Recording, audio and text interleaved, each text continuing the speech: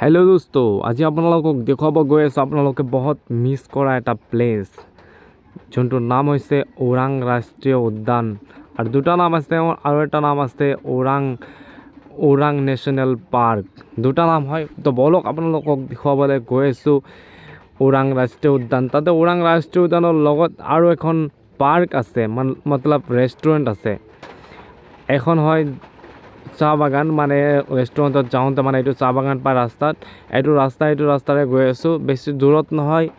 অকমান পিছতে আমি পাই যাম ওৰাং ৰাষ্ট্ৰীয় উদ্যান আৰু যোনখন ৰেষ্টুৰেণ্টত আমি গৈ আছো এখন ৰেষ্টুৰেণ্টত আহি থাকি গৈছে জুবিন দাকটো সকলোৱে চিনি পায় আৰু এইখন ৰেষ্টুৰেণ্টত আহি থাকি গৈছে আৰু এজন ব্লগাৰ যাৰ নাম হৈছে ডিম্পু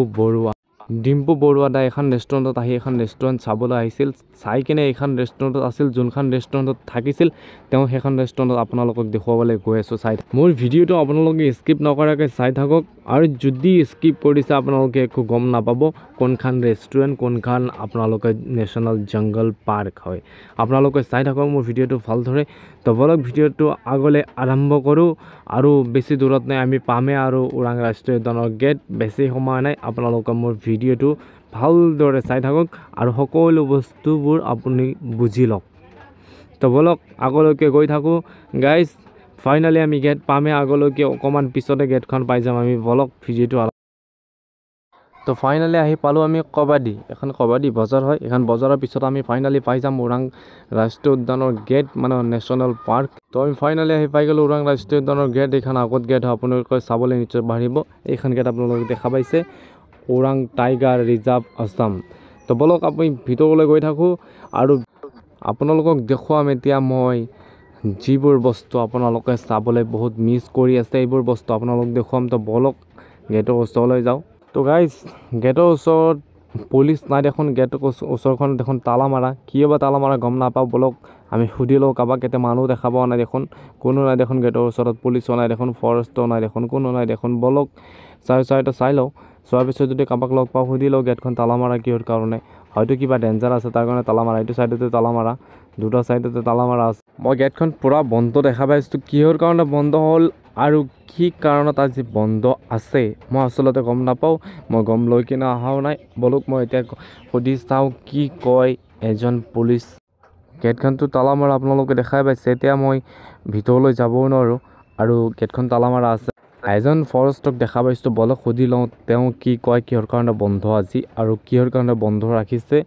বলক ৰিজনটো আমি জানি লওঁ তো কিহৰ কাৰণে বন্ধ ৰিজনটো জানি লওঁ তাৰপিছত আমি যাম ছাৰ আজি কিহৰ কাৰণে বন্ধ হয় ছাৰ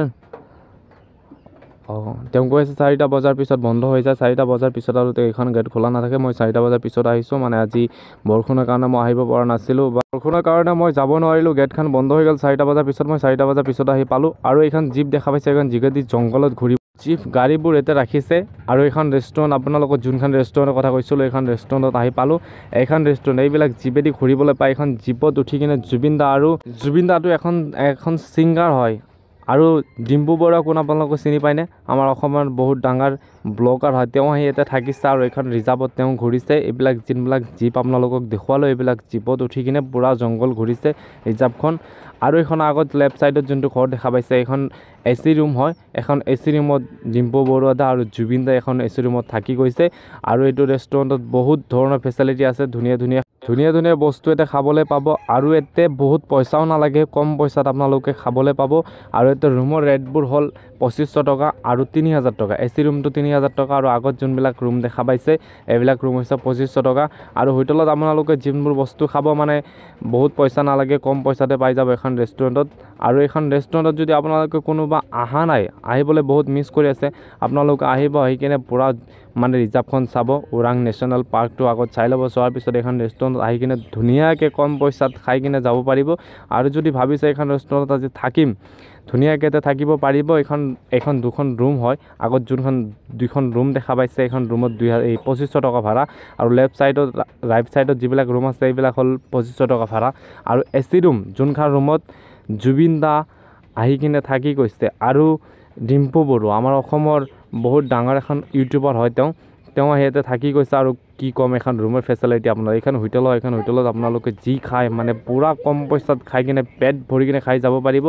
তো মই অকণমান কিবা খাই ল'ম মোৰ লগত খুৰা আহিছে খুৰা আৰু মই কিবা খাই ল'ম খাই লৈ কিনে মই ইয়াৰ পৰা গুচি যাম তো মোৰ ভিডিঅ'টো কেনে লাগিছে মোক কমেণ্ট কৰি কিনে আপোনালোকে জনাবলৈ নিশ্চয় নাপাহৰিব তো বলক মই কিবা খাই কিনে গুচি যাম